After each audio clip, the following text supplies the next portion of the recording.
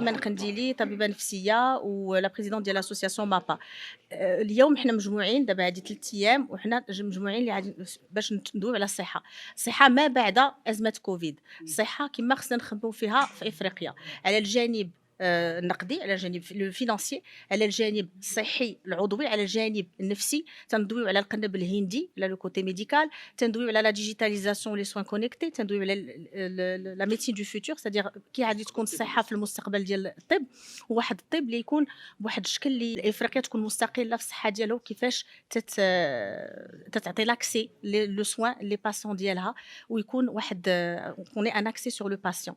اليوم عطانا المجال صاحب الجلاله الله ينصرو محمد السادس، اللي عنده واحد لا فيزيون اللي هي اكليري، اللي شاف اشياء، واحد الرؤيه اللي ما كايناش في العالم. خاطر هذه اول خطره في العالم باش غادي تكون واحد لا كونفيرونس، مناقشه كبيره اللي داخلين فيها اكثر من 60 بلدان اللي تتكلم على الصحه في افريقيا وماشي في افريقيا، واللي تعطي نموذج كيفاش خصها تكون الصحه ما بعد كوفيد. Alors, je suis le professeur David Kayat, ancien président de l'Institut national du cancer en France, ancien conseiller santé du président de la présidence de la République française et ancien chef de service de cancérologie de la Pitié-Salpêtrière pendant près de 30 ans.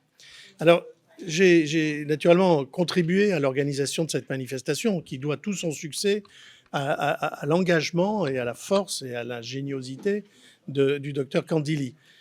C'est un congrès pour moi qui ai vécu beaucoup de grandes manifestations mondiales. C'est un congrès d'une classe exceptionnelle et qui porte sur 2 points dans son titre. Il porte sur l'Afrique et il porte sur la réduction des risques. Alors l'Afrique, pourquoi? Parce que non seulement c'est le berceau de l'humanité, mais l'Afrique, c'est le continent où demain, les plus grands problèmes de santé publique vont se poser. Des problèmes liés à la science, à la médecine, des problèmes humanitaires et des problèmes économiques. Il faut savoir que pour ce qui est de ma spécialité, le cancer, 75% des morts par cancer dans les 20 prochaines années vont survenir dans des pays qui, à eux tous aujourd'hui, font 5% du PIB mondial. Ça veut dire que c'est les pays les plus pauvres qui, demain, vont avoir le plus lourd fardeau à porter pour le cancer. Or, force est de constater que l'Afrique n'est pas prête. Elle n'a pas les hommes, elle n'a pas les structures, elle n'a pas les appareils, elle n'a pas les blocs, elle n'a pas tout ça. Et donc, il est urgent qu'elle se prépare, et plus encore, qu'au lieu de se préparer uniquement à soigner, qu'elle se prépare à éviter les maladies par la prévention.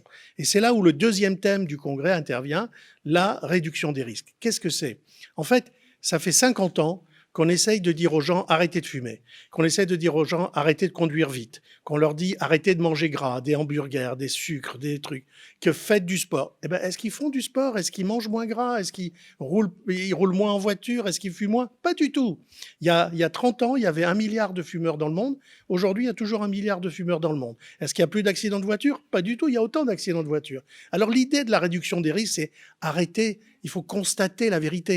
Les gens, ils font des bêtises et ils n'arrivent pas à s'empêcher de les faire. Alors notre devoir à nous, qui avons en charge la santé des populations, c'est de se dire, bon, on a essayé de les faire changer de comportement, ils ne veulent pas, alors on va essayer de les laisser faire leur comportement, même si on continue de faire de l'éducation et des conseils, on va les laisser faire, mais on va essayer de réduire les conséquences néfastes de ces mauvais comportements. Alors l'exemple le plus simple, c'est les accidents de la voiture.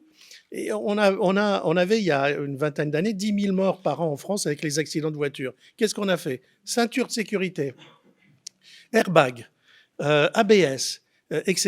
Moyennant quoi, on est à moins de 3 000. Il y a autant d'accidents. Mais on n'a pas dit on empêche les gens de conduire, on empêche d'acheter des voitures. Ils achètent des voitures, ils conduisent, mais nous, on fait tout pour que s'il y a un accident, ils ne meurent pas. Eh bien, c'est pareil pour tout. C'est pareil pour l'obésité, qui est un facteur de risque considérable pour l'Afrique. Il y a une montée en puissance de l'obésité qui est majeure.